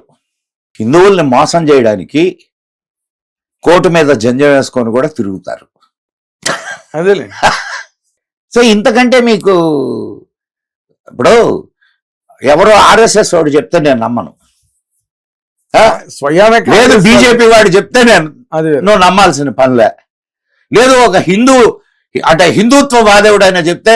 స్వయంగా కోటరీ మనిషి నిన్నటికి నిన్న పార్లమెంటులో నెహ్రూ రాసినటువంటి పుస్తకం నుండి, ఆయన పేరేం పేరు, దుబే, నెహ్రూ రాసిన పుస్తకం నుంచి ఖిల్జీ ఒక హీరోగా రాయడాన్ని నెహ్రూ పుస్తకంలో నుంచి కోట్ చేశాడు ఆయన నిన్న పార్లమెంట్లో. రాణా ప్రతాప్ ఒక దొంగ, ఒక దోపిడీదారు, ఒక తిరుగుబాటుదారుడు, అక్బర్ మహాత్ముడు, బాబర్ మహాత్ముడు, గోరీలు ఖిల్జీలు వీళ్ళు గొప్ప గొప్ప వీరులు. ఇది మనం చదువుకున్న చరిత్ర. అవును, ఇప్పుడు దాని మీద ఈయన పవన్ కళ్యాణ్ గారు ఇది కాదు ఈ జిజియా ట్యాక్స్ ఎన్నేళ్ల నుంచి కొట్టుకుంటున్నాం సార్ మేము, ఎన్నేళ్ల నుంచి మేము కొట్టుకుంటున్నాం. మేము ఇదే కదా చెప్తున్నాము. మేము ఇచ్చేటటువంటి సాక్ష్యాలు ఏవైతే ఉన్నాయో మేము ఎక్కడో బయట నుంచి సాక్ష్యాలు తీసుకోవడంలే. మేము తీసుకుంటున్నది అయినే ఈ అక్బర్నామా అయినే అక్బరి, వీటిలో నుంచి సాక్ష్యాలు చూపిస్తున్నాం మేము. ఎవరు అది రాసింది? అక్బర్ దర్బారీయులు. ఎందుకు రాశారు? అక్బర్ గొప్ప చెప్పడానికి. అవి గొప్పలు. అవును, వాళ్ళు మనకు మహాత్ములు. ఈ దేశాన్ని దోచుకోవడానికి వచ్చినటువంటి వాళ్ళు, ఈ దేశపు చరిత్రను, ఇక్కడ ఉన్నటువంటి సంస్కృతిని నాశనం చేయడానికి వచ్చినటువంటి వాళ్ళు, ఇక్కడ గొంతుల మీద కత్తులు పెట్టి మతాలు మార్చినటువంటి వాళ్ళు నీకు హీరోలా? తన జాతి కోసం ప్రాణాలు అర్పించడానికి సిద్ధపడ్డటువంటి శివాజీ మహారాజ్ గాని, శంభాజీ మహారాజ్ గాని, రాణా ప్రతాప్ గాని వీళ్ళు నీకు దోపిడీదారులా? అవును. ఇంకెవరు సార్? ఇప్పుడు నీ జాతి మీద నీకు గౌరవం ఎట్లా కలుగుద్ది? నువ్వే నీ జాతిని దోచుకోవడానికి వచ్చినటువంటి వాడిని, నీ స్త్రీలను, నీ పూర్వీకుల్ని హింసించిన వాడిని, జిజియా పన్ను లాంటి భయంకరమైనటువంటి పన్నులు వేసినటువంటి వాడిని, కోత కోసినటువంటి వాడిని నువ్వు హీరోగా నువ్వే చెప్పుకుంటున్నావు. అవునండి. ఇప్పుడు అదే సార్, ఇప్పుడు మొన్న సార్ ఇంకొక చిన్న విషయం చెప్తాను ఇక్కడ, మనం తర్వాత మీ ప్రశ్నకి. ప్రపంచం మొత్తం మీద జ్యూస్ ఎంతమంది చచ్చిపోయారు సార్? లెక్కలేనంత మంది. 60 లక్షల మంది. అదే 60 లక్షల మంది చనిపోయారు. కానీ అది ప్రపంచం అంతా హిట్లర్ ఇంతమందిని చంపాడు అని చెప్పి చెప్పుకుంటారు.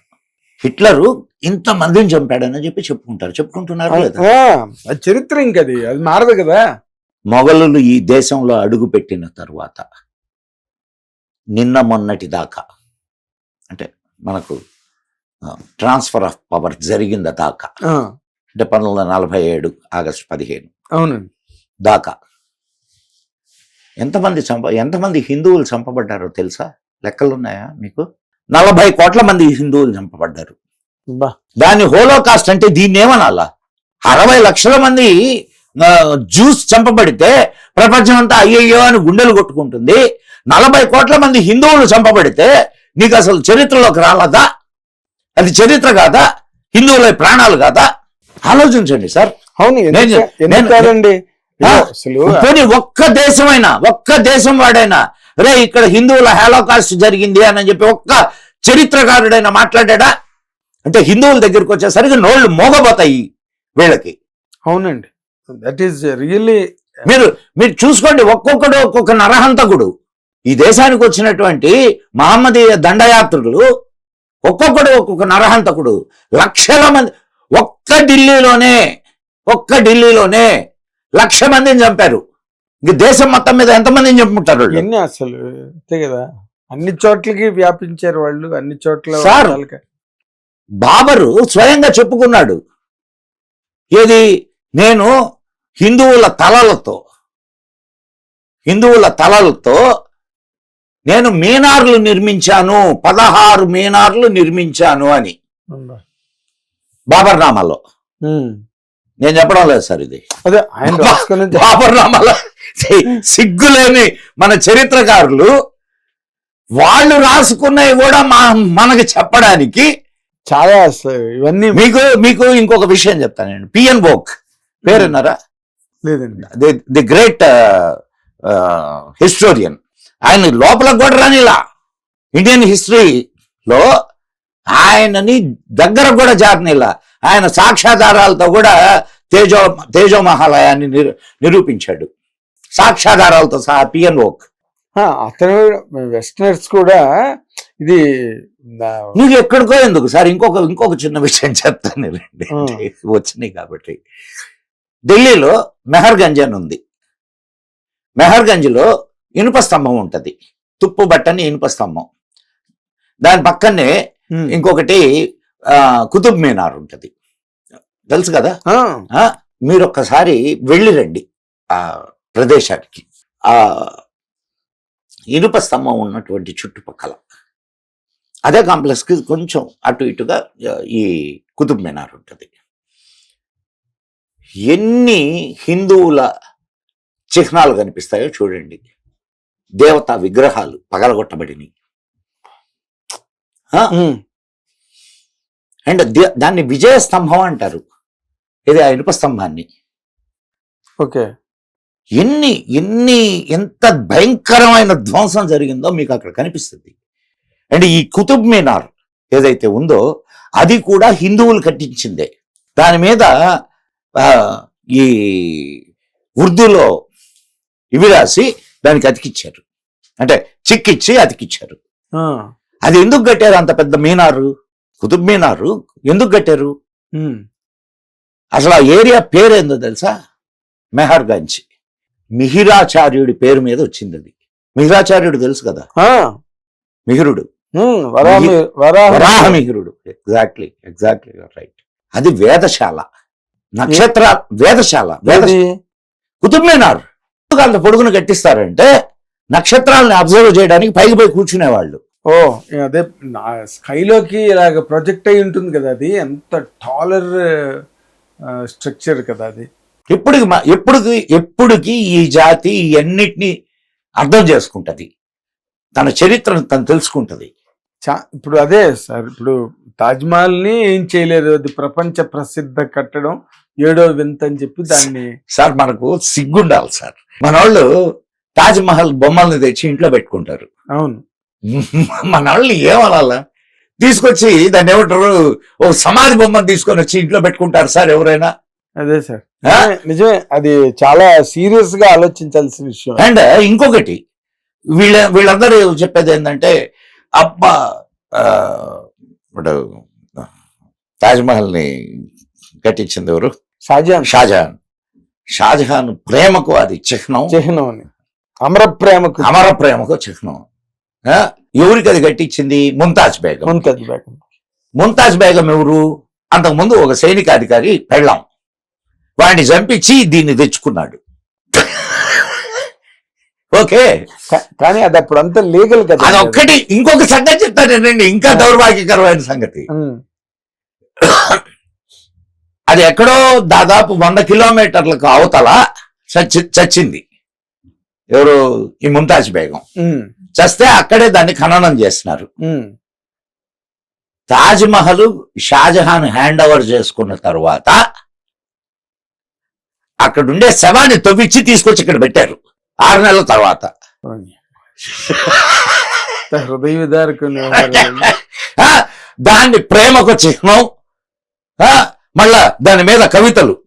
అవును అవును. తాజ్ మహల్ నిర్మాణానికి రాళ్ళెత్తిన కూలీలు ఎవ్వరు. అవును సార్. దీనికి ప్యారలల్ గా ఇంకో పాయింట్ అడుగుతాను సార్. అంబేద్కర్ గారు మనుస్మృతిని ఎందుకు తగలబెట్టాడు? సార్ నేను ఒక్కటే విషయం నేను చెప్తాను sir. Ambedkar is a great man. ఆయనకు సంస్కృతం రాదు సార్. ఓకే. ఇంగ్లీష్ లో మనుస్మృతిలో చాలా ప్రక్షిప్తాలు జరిగినాయి. ఇంగ్లీష్ లోనే కాదు, సంస్కృతంలో దాంట్లో కూడా ఏది ఒరిజినల్ దాంట్లో కూడా సంస్కృత శ్లోకాలు దాంట్లోకి చూపించబడ్డాయి. అర్థమవుతుందా మీకు సార్? సో వాటి ట్రాన్స్లేషన్స్ అవి చదివి దాన్ని తప్పు అంటే ఎట్లా? అవును. సో ఆ విషయంలో అంబేద్కర్ పొరపాటు పడ్డాడు అని చెప్తాను నేను. నాకు ఏం మగమాటం లేదు. మీకు దానికి సంబంధించినంత వరకు మీకు ఇంకొక ఉదాహరణ ఇస్తాను నేను. 1995లో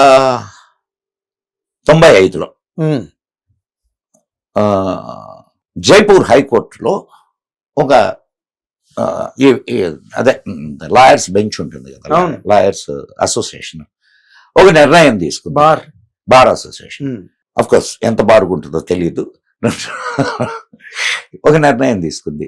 ఆ నిర్ణయం ఏమిటంటే జైపూర్ కోర్టులో మొట్టమొదటి శాసనకర్త మనువు, మొట్టమొదటి రాజ్యాంగాన్ని రాసింది ఆయన సార్. అవును. కోడ్ ప్రపంచం ఒప్పుకుంటుంది. కోడ్. అవునండి, కరెక్ట్. ఓకే.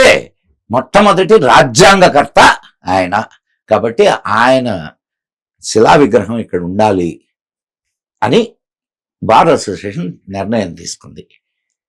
దాంట్లో ఇమీడియట్ గా మన వాళ్ళందరూ ఉన్నారు కదా, సెక్యులర్ ముసుగులన్నీ, దాన్ని అడ్డుకుంటూ ఒక కేవియేట్ దాఖలు చేశారు. అంటే దాన్ని నిలుపు చేసింది కోర్టు. నిలుపు చేసి వాదనలు జరిగినాయి దాని మీద. 5 బెంచీల ధర్మాసనం జైపూర్ హైకోర్టులో ఈ వాదనలు విన్నది. సంస్కరించబడినటువంటి మనుస్మృతి ఆయనకు సబ్మిట్ చేయబడింది. ఆ సంస్కరణలు కూడా ఏ పారామీటర్స్ తో సంస్కరణలు చేసి దాంట్లో ఉన్నటువంటి నిక్షిప్తమైన అంటే చొప్పించబడినటువంటి శ్లోకాలని తీసివేసి ఒరిజినల్ శ్లోకాలు మాత్రం ఉండేటట్టుగా కోర్టు 5 జడ్జీల ధర్మాసనం ఒకటే తీర్పిచ్చింది. కోర్టు ఆవరణలో మనువు విగ్రహం పెట్టవచ్చు అని. ఇప్పుడు మీరు జైపూర్ హైకోర్టుకి వెళ్తే అక్కడ అద్భుతమైనటువంటి మను మహర్షి విగ్రహం మీ కళ్ళకు కనిపిస్తుంది. మనువుని ఒక దుర్మార్గుడుగా చిత్రీకరించారు సార్ ఈ ప్రక్షిప్త శ్లోకాలను ఇచ్చేసుకొని. అదే అది బేసిక్ గా దాన్ని మొదలెట్టిందే అంబేద్కర్ గారు కదా. తర్వాత ఆయన ఫాలోవర్స్ అందరూ కూడా దాన్ని ఫాలో కాదు. మీరు అంబేద్కర్ ని తప్పు పట్టకండి. నేను కాదు Ambedkar influenced by the Britishers. మీకు వేదాలని తెలుగులోకి రాశారు, అదే ఇంగ్లీష్ లోకి అనువదించారు కదా. అవును. ఎవరు? మ్యాక్స్ ముల్లరే కదా. అవునండి. సరే, కృష్ణ యజుర్వేదం, దాన్ని మీరు ఇంగ్లీష్ లో ఏమని చెప్తారు? ఇంగ్లీష్ లో కృష్ణ యజుర్వేదం, దీనికి ఇంగ్లీష్ పదం ఏంది? అస్సలు very very difficult to tell. అసలు లేదు. వాడు ఇచ్చినటువంటి ట్రాన్స్లేషన్ ఏందో తెలుసా? బ్లాక్ యజుర్వేద. కృష్ణ యజుర్వేదం అంటే బ్లాక్ యజుర్వేద. ఇంకా కృష్ణుడు బ్లాక్ గా ఉంటాడు కాబట్టి కృష్ణ అంటే బ్లాక్ అనే అర్థం ఉంది. కృష్ణ అంటే నలుపు అనే అర్థం ఉంది. అవును. కానీ అదే దానికి కృష్ణ యజుర్వేదం అని ఎందుకు పెట్టారు? దానికి అట్లుంటుంది ఏది ట్రాన్స్లేషన్స్. అందులేండి. కానీ మనుస్మృతి అన్న దాని మీద ఆయన ఎందుకు అసలు ఇదే కారణం. సాంస్క్రిట్ రాకపోతే ఇదే కారణం. ఆయనకు సాంస్క్రిట్ రాదు. ఆయన చదివినటువంటి, ఇప్పుడు ఎవరైనా మీరైనా ఒక అభిప్రాయానికి ఎట్లా వస్తారు? మీరు చదివిన పుస్తకాలే కదా. అంతే. మీరు చదివిన పుస్తకాలే. అంతేనండి. ఆ పుస్తకాలు సరైనవా కాదా అనేది మీరు నిర్ణయించుకొని దాని మీద పరిశోధన చేస్తే మీకు నిజాలు అర్థమయ్యేది. ఆ పని జరగల. కాబట్టి అంబేద్కర్ ఈ అపోహకు లోనయ్యి ఆయన పనిచేశాడు. ఇంకా అది దాన్ని అంటారు మనోశాస్త్రాన్ని దాన్ని కాల్చేసి అదే అది ఒక దివస్ అనేదో నడుపుతున్నారు. అది సార్ ప్రతి నేను ఒక మాట చెప్తానండి. హిందూ ధర్మాన్ని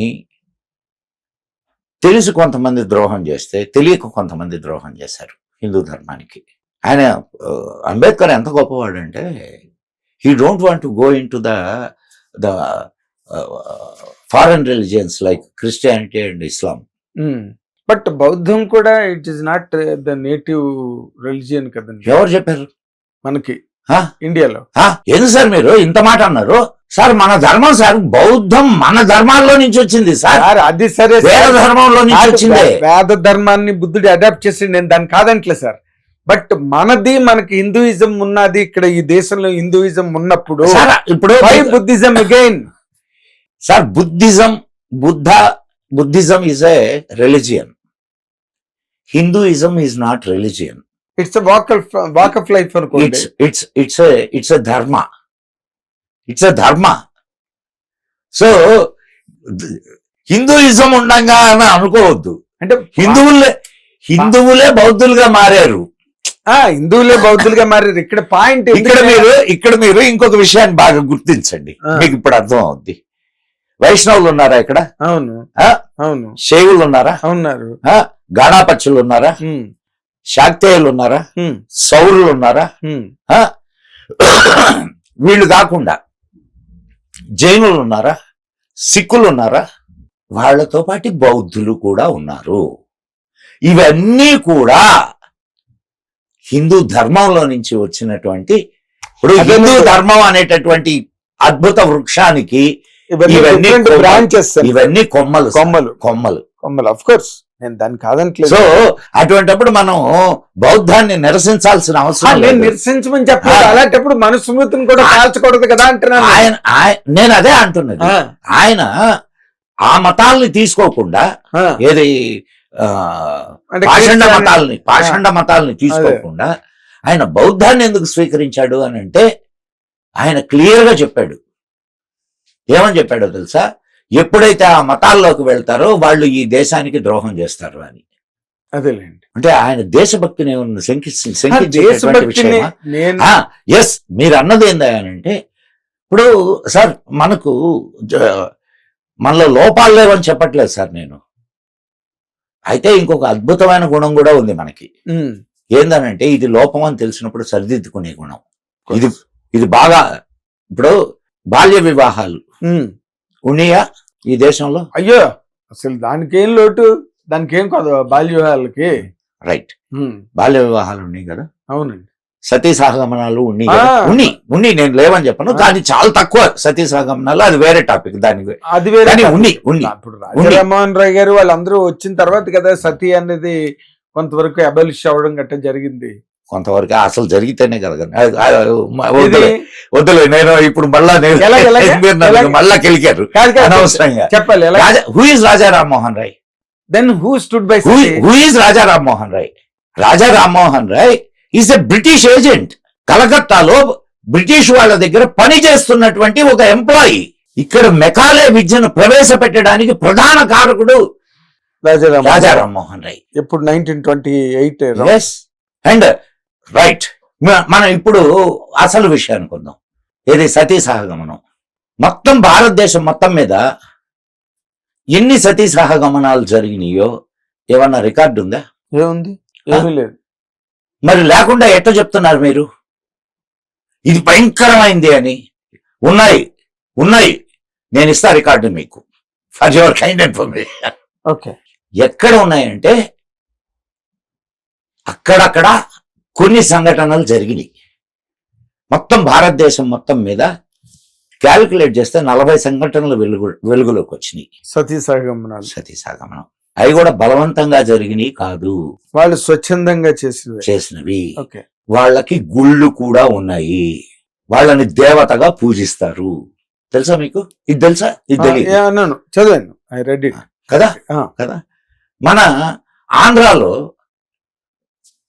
నాకు తెలిసినవి ఇంకా ఉన్నాయేమో తెలియదు, కానీ నాకు తెలిసినవి ఒక 2 ఉన్నాయి.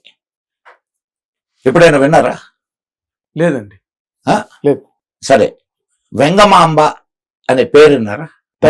తరిగొండ వెంగమాంబ కాదు, తరిగొండ వెంగమాంబ. తరిగొండ వెంగమాంబ అన్నమాచార్యుడి సమకాలీన వాళ్ళ ఇది. వెంగమాంబ అని మీరు బయట చూస్తే Vengamamba lorry service, Vengamamba services అట్లా చాలా కనిపిస్తాయి. అవునండి, అవును. ఆ వెంగమాంబ తరిగొండ వెంగమాంబ కాదు. ఓకే. నెల్లూరు జిల్లాలో నర్రవాడ అని ఒక గ్రామం ఉంది. ఆ గ్రామంలో సతీ సహగమనం చేసినటువంటి ఒక తల్లి పేరు వెంగమాంబ. అక్కడ వెంగమాంబకు గుడి ఉంది. వాళ్ళు ఆ అమ్మ కమ్మ వాళ్ళ ఆడపడుచు. ఓకే. చాలా పెద్ద ఉత్సవాలు జరుగుతాయి ప్రతి సంవత్సరం. ఆ అమ్మ పేరుతో ఉండే స్కూల్లోనే నేను చదువుకున్నాను 10th క్లాస్. సో ఒకటి.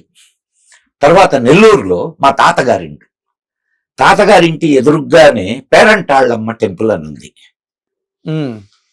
ఆ అమ్మ కూడా సతీ సాగమనం చేసినటువంటి తల్లి. మీకు ఇట్లాంటివి మొత్తం దేశం మొత్తంలో ఒక 40 సంఘటనలు కనిపిస్తాయి. ఇది మరి మొత్తం దేశానికి జాతికి అంటగడతారా? అది దురాచారమే. అది సదాచారం అని చెప్పట్లేదు సార్. 40 సంఘటనలు జరిగినా, 4 సంఘటనలు జరిగినా దురాచారమే. ఒక్కటి జరిగినా దురాచారమే. డిటెస్టబుల్. దురాచారమే. అవునండి. కానీ ఈ జాతి అంతా అటువంటి దురాచారాలతో నిండి ఉంది అని చెప్పడం వెనక కుట్ర అర్థమైందా? అవును. రైట్. ఇప్పుడు ఇంకొక యాంగిల్ చెప్తానండి. ఇది సో ఇది తప్పు. బాల్య వివాహం తప్పు. బాల్య వివాహాలు ఎట్లా జరిగాయి సార్? ఎందుకు జరిగినాయి సార్? భారతదేశంలో తురకలు వచ్చిన తర్వాత జరిగినాయి. అవును, అది కరెక్ట్. అవును, ఒప్పుకుంటావా? నేను చదివానండి. ఇప్పుడు తురకల రాజ్యం లేదు. ఇప్పుడు జరుగుతున్నాయా బాల్య వివాహాలు? ఇప్పుడు లేవుగా. ఇప్పుడు జరుగుతున్నాయా సతీ సాగమనాలు? లేవు. మీరు రిఫర్ చేస్తున్న పాయింట్ నాకు అర్థమైంది సార్. అంటే ఈ జాతిలో ఉన్న సద్గుణం ఏంటంటే ఇది దురాచారము అని తెలిసిన తరువాత తనను తాను సరిదిద్దుకోవడానికి వెనకాడదు. అంతేగా. మీరు ఇస్లాం తీసుకోండి, లేదా క్రిస్టియానిటీ తీసుకోండి, ఎన్ని దురాచారాలు ఉన్నాయి. ఇప్పుడు అంటే మళ్ళీ మనకి అది పెద్ద ప్రార్థాంత. కానీ are they ready to reform their religion? No. తలక్ ఇదే అని కాదు, ఏదైనా కానీ వాళ్ళు రిఫార్మ్ చేసుకోవడానికి సిద్ధంగా ఉన్నారా? లేరు. మరి ఆ విషయంలో హిందూ ధర్మం గొప్పది కాదు? 100%. అంటే ఈ విషయంలో ఈ కారణంగా ఇప్పుడు మళ్ళీ మనం ఒక మత గ్రంథమే గొప్పది, తక్కువ మత గ్రంథాలన్నీ అని మనం అనగలమా? అనగలం. ఎందుకంటే డిబేట్ కూర్చున్నప్పుడు తెలుస్తుంది ఏ మత గ్రంథం గొప్పది అనేది. అది ఓకే. ఇక్కడ నేను అంటున్నది ఏంటంటే sir, this Indian culture, Indian ధర్మ అండ్ సనాతన ధర్మ చాలా విశాల దృక్పథం కలిగినటువంటి ధర్మం సార్ ఇది. సార్ ఇదే సంకుచితమైన ధర్మం అయితే, ఇదే సంకుచితమైన ధర్మం అనుకుందాం, ఈ దేశంలో క్రిస్టియన్లు ముస్లింలు అడుగు పెట్టగలిగేవాళ్ళ సార్? అస్సలు ప్రశ్న లేదండి. ప్రశ్న లేదు.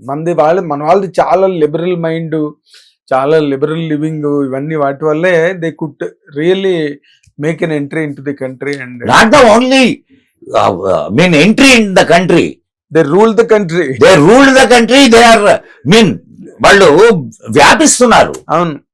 ఇప్పుడు మీకు రాను మీకు ముస్లిం పాపులేషన్ పెరిగి ఇండియన్ హిందూ పాపులేషన్ పడిపోతుంది రోజు రోజుకి అని చెప్పి కొంతమంది they are shouting at the height of their voice. Of course అట్లా ఏం జరగవు. చాలా జరిగే మధ్యలో అంటే కొన్ని చాలా జరిగే వ్యవహారాలు ఉన్నాయి, చాలా జరిగేటటువంటి అవకాశాలు ఉన్నాయి. ప్రకృతి ఎప్పుడు ఒకదాన్ని గుర్తుపెట్టుకోండి సార్, ప్రకృతి ఒక సమతౌల్యాన్ని కోరుకుంటుంది. ఇచ్చేస్తుంది. అవును. ఆ సమతౌల్యం దెబ్బతిన్నప్పుడు నువ్వు ఎంత జనాభా ఉన్నా, అవును సార్, ఎంత జనాభా ఉన్నా, కాబట్టి దాని గురించి మనం ఆలోచించాల్సిన పని లేదు, నియంత్రించాల్సిన ప్రకృతి ఆలోచిస్తుంది. అంతే అంతే.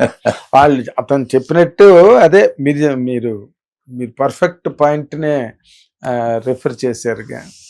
And thank you so much Gupta గారు, బికాస్ అవతల హిస్టరీ కానీ ప్రజెంట్ విషయాలు మీద it's a fantastic really discourse with you. And we really I wish మళ్ళీ ఇంకోసారి మనం తప్పకుండా సార్ జాగ్రత్తగా మనం విశ్లేషించుకుంటూ వెళ్తే అసలు నిజమైంది ఏంటి, అబద్ధమైంది ఏంటి అనేది ఈజీగా తెలిసిపోతుంది. ఈజీగా అంటే నేను అందరికీ sir, everybody is aware of what is happening sir. And అప్పుడు ఏం జరిగిందో కూడా అప్పుడప్పుడు చూచావాచాగా అన్ని విషయాలు తెలిసిన. మొన్న పవన్ కళ్యాణ్ గారు ఆ సినిమా తీస్తే ఆవిడెవరో దుమ్మెత్తిపోస్తుంది, ఏమని ఇష్టం వచ్చినట్టు తీశారు అసలు.